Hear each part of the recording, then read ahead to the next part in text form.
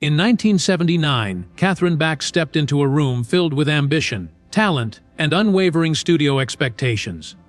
At 24 years old, she was on the brink of making history. They called it the Dukes of Hazzard casting call, but she arrived seated between auditions that blended Southern charm with Hollywood gloss. The producers handed her a costume, a tacky poodle skirt, go-go boots, and a blonde wig. It didn't fit her vision. Instead of simply wearing it, she tilted her head, smiled, and said no. In that instant, she rewrote her own story. She took a pair of denim and scissors and crafted what would become Daisy Duke's emblematic shorts. That defiantly simple act unleashed a cultural whirlwind that no one saw coming. It changed television fashion and female empowerment overnight.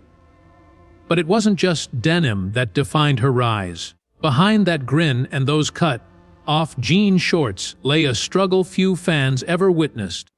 While the world marveled at 5 million posters sold and $1 million leg insurance policy, Catherine fought an invisible battle. Studio executives imposed a 115-pound weight limit, rigorous workouts, and strict meal plans that hovered on the edge of health and obsession. At 5'A", her natural frame buckled under the pressure.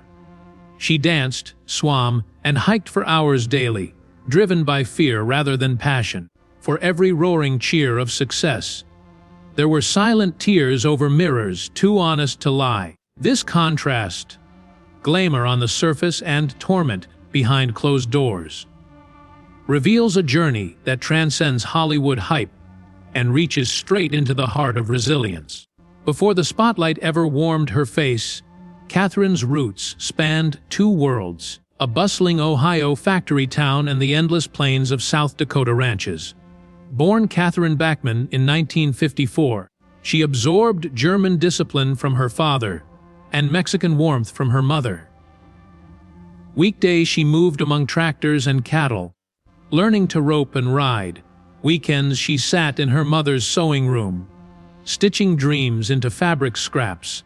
That duality taught her the grit to chase wild ambitions and the grace to adapt wherever life landed her. By 16, she left the prairie for Los Angeles, clutching a suitcase filled with homemade tops and a heart swollen with hope. She enrolled in drama classes by day and worked as a seamstress by night, piecing together income and confidence deeply forged. That blend of tenacity and creativity set the stage for her breakout. In early auditions, she found herself boxed into stereotypes: sweet Southern belle or one-note vixen. None matched her complexity.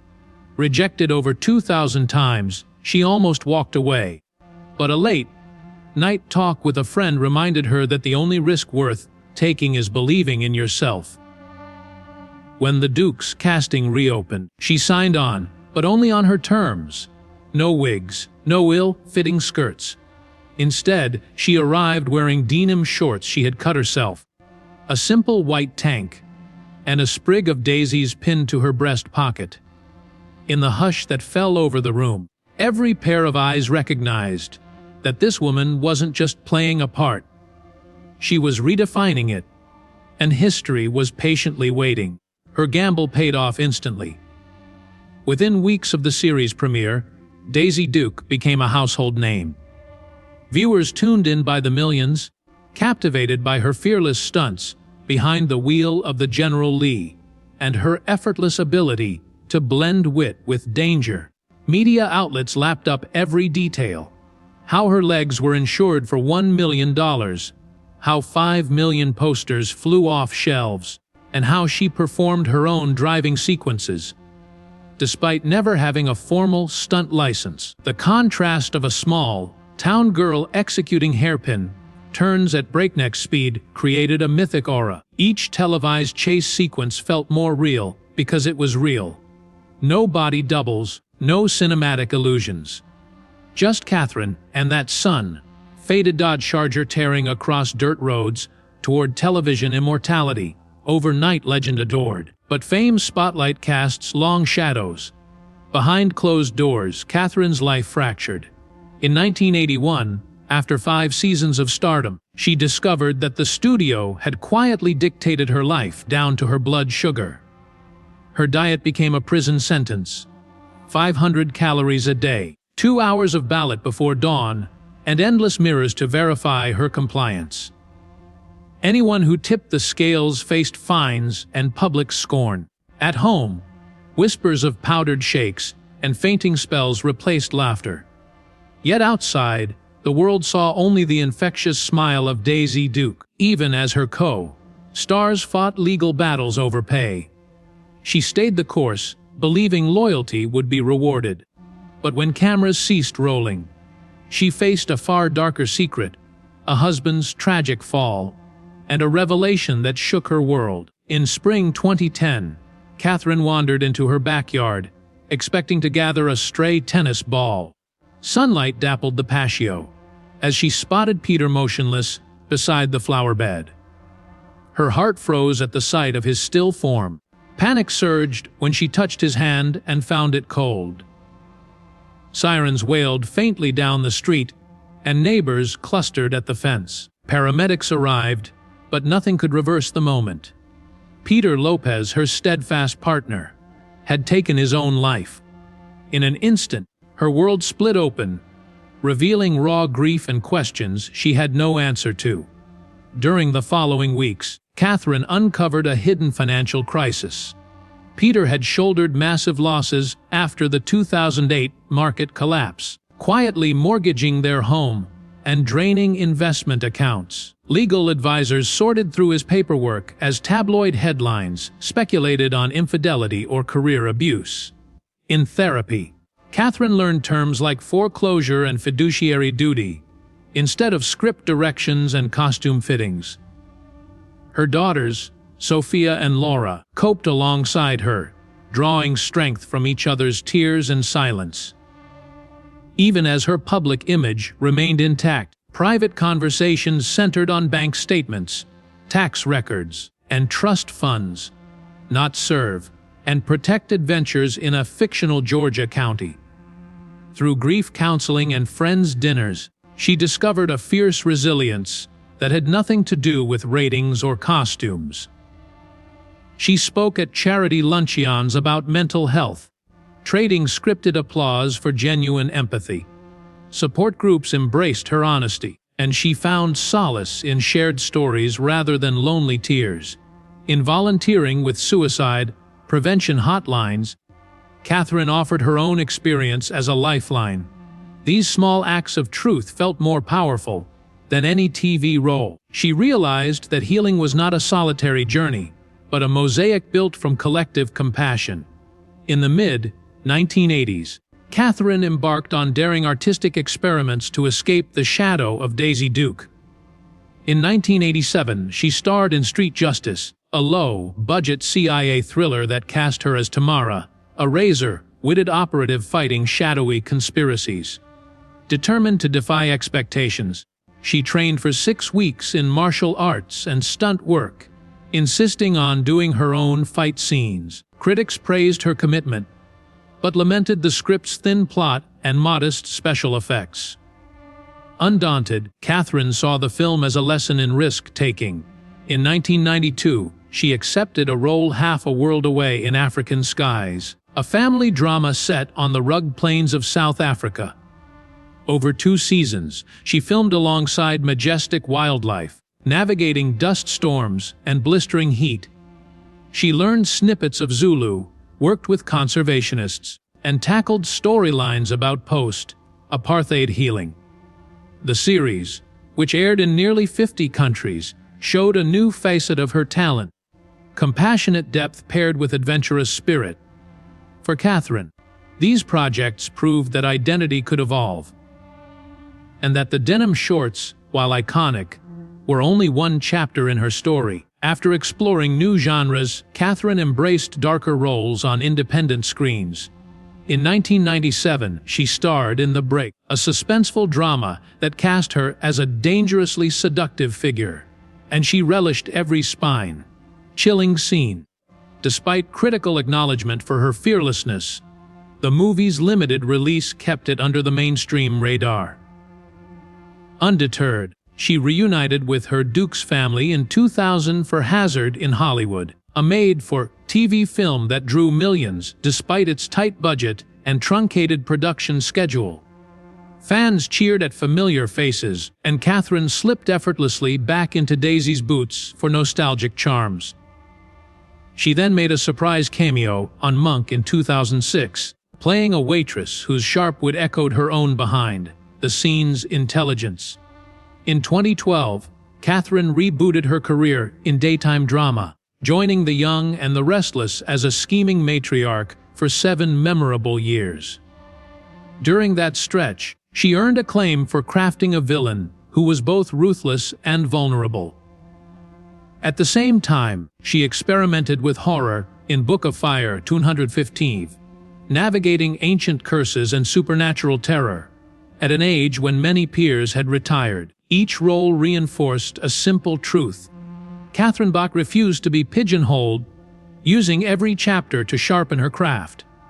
As she looks ahead, Catherine's legacy extends far beyond merchandise and ratings. She launched Daisy Country, a boutique celebrating sustainable fashion and retro flair, and funnels proceeds into mental health and children's charities. At public appearances, she wears a daisy pin as a nod to resilience rather than a costume prop. Her memoir draft sits on a shelf, waiting for the right moment, and podcast guests clamor for her stories of Hollywood's golden era. Though the shorts that started it all remain an iconic image, Catherine has shown that true power resides in reinvention, compassion, and the courage to gasp through life's darkest revelations. Her net worth, growing through deals, sits $10 million. Within months of the series' debut, Daisy Duke ceased being just a TV role and became a cultural shorthand for fearless femininity. Jeans rolled and hemmed into tiny shorts invaded magazine pages, high school hallways, and rock concerts alike. Fans donned cut-off denim in solidarity, while copycats launched boutiques selling replicas alongside Danger Daisy patches. No one anticipated that a simple wardrobe tweak would morph into a multi-generational style stamp. Over time, the phrase "rocking Daisy Dukes" entered everyday vernacular, appearing in song lyrics and late-night monologues. For some critics, it symbolized objectification and 1970s exploitation tropes, while others embraced it as reclamation, a character who wielded her sexuality with swagger and wit. Feminist scholars later dissected Daisy's paradox, asking whether she was a caricature or a pioneering example of agency in a male-dominated TV lineup. The licensed Daisy Duke poster became the highest-selling TV image of its era, surpassing swimsuit calendars and dramatic headshots by millions. Ensuring her legs for $1 million fed sensational headlines, but behind every flashy cover lay a complex negotiation. Catherine insisted on creative control over angles, lighting, and styling. Wary of reductive framing, she negotiated fiercely with studio art directors, ensuring that the image reflected confidence rather than caricature. On set, her bond with co-stars John Schneider and Tom Wopat grew into a genuine kinship. When boundary-pushing visitors tested Catherine's resolve, John and Tom formed a protective trio, enforcing curfews and deflecting unsolicited advances. Their off-camera camaraderie created a fortress of solidarity that balanced the cutthroat politics of syndication deals and merchandise royalties. Even as lawsuits threatened to dismantle the Duke's original cast, Catherine's loyalty never wavered. Behind the cameras, however, the dichotomy between myth and reality sharpened. While promotional tours celebrated her carefree grin, studio psychologists monitored mood swings and body metrics. During early talk show appearances, hastily choreographed segments masked 6 a.m. scale readings and whispered consultations about wardrobe adjustments. Fans saw a spontaneous Southern belle, Catherine endured a regimented routine engineered for peak ratings. That unspoken tension between authenticity and artifice became a defining undercurrent in her journey. In interviews decades later, Catherine reframed those years as lessons in boundary setting. She recalled standing on soundstages and refusing mid-shoot meal tests until craft services offered protein instead of sugar-laden pastries. That small act of self-advocacy rippled outward, signaling to young actresses that yes could coexist with no. Her frankness about negotiating body image sparked public conversations long before Fave Me Too trended on Twitter. She became an inadvertent trailblazer for advocating healthier standards. Despite her growing profile as an industry reformer, Catherine still wrestled with typecasting. Casting directors sent her scripts promising strong female leads, only to surface as cookie-cutter action heroines or melodramatic matrons. In 2001, she turned down a primetime pilot that would have recast Daisy Duke as a superhero, sensing that overextension risked diluting her carefully built reputation. That bold declination underscored her unwillingness to chase fame at the expense of integrity. She continued experimenting across different media. In 1983, she lent her voice to the Duke's animated series, guiding a new generation through radio waves rather than gunshots. Later she toyed with stage work, starring in community productions of summer theater, to reconnect with roots in South Dakota. Those grassroots performances reminded her that her craft transcended camera angles, whether under harsh spotlights or early morning ranch fields. Catherine found that authenticity was her most potent asset.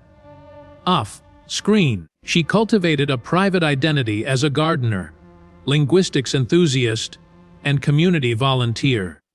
Neighbors in Encino Hills remember spotting her at local farmers' markets, selecting heirloom tomatoes for dinner parties with friends. Her social media posts blend gardening tips with candid reflections on career highs and lows.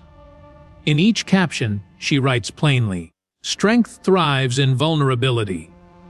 Those 3 words capture her evolution from TV icon to relatable mentor who invites audiences behind the velvet rope. Entrepreneurially, Catherine transformed her Daisy motif into a lifestyle brand. Daisy Country emerged as a boutique offering ethically sourced denim, organic cotton tops, and vintage-inspired accessories. Proceeds support COH for Kids, the children's medical fund she co-founded with Peter. Monthly Garden and Glam events pair flower pressing workshops with live Q&A sessions about mental health and career resilience. By integrating purpose and profit, she underscores a lesson she learned on her first audition: control your narrative, or someone else will. Today, half a century later, Catherine's impact resonates across fashion runways, streaming platforms, and empowerment forums. New generations discover Daisy Duke through reimagined series and TikTok challenges, marveling at both the shorts and the woman who defied every expectation. Her journey reminds us that a single moment of defiance, sewn into denim, can echo through history and inspire every daredevil spirit. Even now, decades after Daisy Duke first blazed across television screens, Catherine Bach's influence still resonates in both entertainment and activism. She's a frequent speaker at industry events, recounting the moment she refused an ill-fitting costume and changed her story forever. On mental health panels, she describes how studio pressure once threatened her well-being and implores artists to speak up before breaking points. She shares late-night group therapy memories, trading silent tears for honest conversations. These stories strike a chord with young creatives facing social media's harsh comparisons, reminding them that seeking help proves courage rather than weakness. Daughters Sophia and Laura, adults pursuing their own paths, serve as Catherine's daily inspiration. Sophia, a budding musician, credits her mother's tenacity for guiding her through studio pressures and creative doubts. Laura, more withdrawn by nature, manages the family foundation, ensuring mental health programs and children's charities receive support. Together, they attend annual garden and glam fundraisers, where Catherine blends floral workshops with panel discussions, modeling authenticity for a future generation. This synergy among mother and daughters embodies a legacy that extends far beyond television ratings or merchandising triumphs, reminding audiences that bonds can outlast even the longest series. In recent years, whispers of a Dukes of Hazzard reboot have surfaced. At comic conventions, fans press Catherine about a reunion, and she teases the notion with optimism. She describes how the original chemistry with her co-stars was never scripted, but born from genuine care and purpose. Yet she insists that any revival must honor the series' spirit, while updating narratives for modern audiences. She ponders storylines that explore rural resilience, environmental guardianship, mental health journeys, topics that resonate with viewers. By framing Daisy Duke as more than a flirtatious sidekick, she envisions a character with narrative depth. Beyond the screen, Catherine remains committed to community roots. Each spring, she returns to Faith, South Dakota, to host a ranch poetry festival. Townsfolk recall how that shy girl once roamed their fields, and her return sparks parades, storytelling circles, and barn dances. She reads verses by local poets, wears hand-sewn garments gifted by artisans, and leads workshops on combining craft and narrative in modern media. For Catherine, these pilgrimages ground her in authenticity, a welcome counterpoint to Hollywood's constructed realities. They link her past to her present, reminding her, and anyone listening, that identity thrives when anchored in shared history. Though memories of hijinks with the Boar's Nest crew evoke laughter, Catherine opens up about her battles with body image. She recalls morning weigh-ins, concealed tears in makeup trailers, and the shame of counting calories. In candid interviews, she outlines how she discarded those habits after leaving the series, obsession giving way to sustenance, and therapies centered on self-compassion. By speaking openly about disordered eating, she has become a pillar of eating disorder awareness campaigns. Her message is profound: beauty should never demand self-erasure. This reclaimed narrative has inspired fans to challenge destructive industry norms and advocate for healthier standards. As a nod to her Mexican heritage, Catherine partnered with jewelry artisans to create the Verdugo collection, featuring handcrafted pieces inspired by family heirlooms. Proceeds fund scholarships for Latina performers and behind-the-scenes professionals. She dedicates hours to mentoring emerging designers, offering critiques honed by years of navigating wardrobe demands and shifting style trends. This extension of her creative vision bridges the gap between on-screen storytelling and tactile artistry, proving that narrative threads can weave through different forms. From the smallest earring to a bold necklace, each piece in the collection echoes themes of resilience, heritage, and the refusal to conform. Catherine's memoir, titled Denim and Daisies, is slated for a 2026 release. She's collaborating with a ghostwriter, aiming to blend memoir, cultural history, and advice for creatives. Early chapters cover her mixed heritage, ranch days, and the wardrobe revolution sparked by scissors and denim. Later pages delve into heartbreak, recovery, and lessons on negotiating power.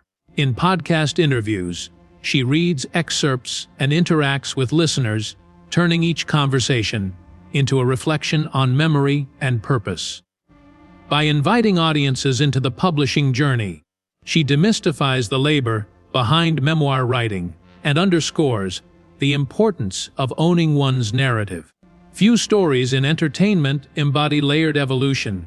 A farm girl, becomes national star, crusader for mental health, empowerment, and creative autonomy. Catherine Bach's legacy proves that a single act of defiance, scissors against denim, can reshape culture and destiny. Her journey challenges artists to claim agency, speak uncomfortable truths, and build careers aligned with core values. As long as people watch, read, or wear a nod to Daisy Duke, the spirit of authenticity she championed lives on. In every stitch, story, and shared gasp, her courage resonates, inviting each of us to imagine, redefine, and never be contained. Her legend endures across generations. Imagine a world where every creative soul could seize a pair of scissors and cut their own path, rewriting expectations just as Catherine Bach did on that fateful audition day. Today, she channels that same bold spirit into an unexpected arena: higher education. Her recent partnership with drama schools and film programs has introduced the Daisy Duke Scholarship, a fellowship designed to fund students who refuse to take the easy roles and instead craft their own characters. Through lectures, workshops, and intimate mentoring sessions, she encourages emerging talents to lean into risk, to embrace failure, and to never accept a costume that doesn't fit their vision. In those lecture halls, students discover that empowerment is not granted. It's tailored by fearless choices. Just as the cut-off denim shorts once symbolized freedom on screen, Catherine's mental health advocacy now stands for liberation off camera. In collaboration with leading psychologists, she has developed a curriculum called Script to Self, which teaches performers to balance character immersion with personal boundaries by role-playing scenarios of on-set pressure, late-night rewrites, punishing makeup schedules, relentless photo ops.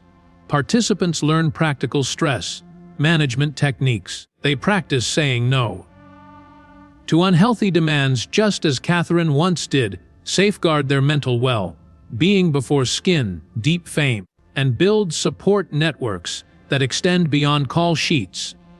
This educational initiative reframes vulnerability as strength, demonstrating that denying the poodle skirt can mean more than a wardrobe choice. It can save a life. Her philanthropic reach extends further into communities that mirror her own upbringing. Each autumn, she returns to rural South Dakota for the Prairie Pages Literacy Drive, supplying books and creative writing kits to schools that struggle for funding. Children who once feared that their ranch life stories held no worldwide interest now submit diary entries and short scripts with renewed confidence, knowing that a girl who once wore homemade shorts and charmed millions came from similar dirt roads. These moments of contrast, prairie humility versus Hollywood spectacle, remind audiences that brilliance often originates in simple places. They also underscore Catherine's belief that narrative power belongs to everyone, regardless of zip code or industry connections. In the realm of entrepreneurship, she has expanded the Daisy Country brand into sustainable design labs. Collaborating with textile innovators, she pioneers denim blends infused with organic fibers, biodegradable dyes, and crop waste linings. Each garment comes with a QR code linking to short films about the artisans who crafted the piece and the stories that inspired its patterns. Through this fusion of fashion and film, Catherine marries her love for storytelling with responsible production, turning each purchase into an act of cultural preservation. Buyers don't just wear shorts. They carry narratives stitched into seams and echoes of resilient hands mastering their craft. Her influence on female empowerment reaches international stages. At the United Nations Arts for Change Summit, she delivered a keynote that recounted her 1979 defiance alongside her 2010 heartbreak, two pivotal events that, she argued, shaped her into an agent of global compassion. She spoke of chains cut by courage, the weight requirements she outgrew through self-acceptance, and the financial burdens her husband hidden, debt foisted upon their family. By juxtaposing peak TV success with private sorrow, she illustrated how public triumph can mask inner vulnerabilities. Her call for policy reform in entertainment industries, protecting actors' health, enforcing transparent accounting, and providing mental health resources, struck a chord with delegates from every continent.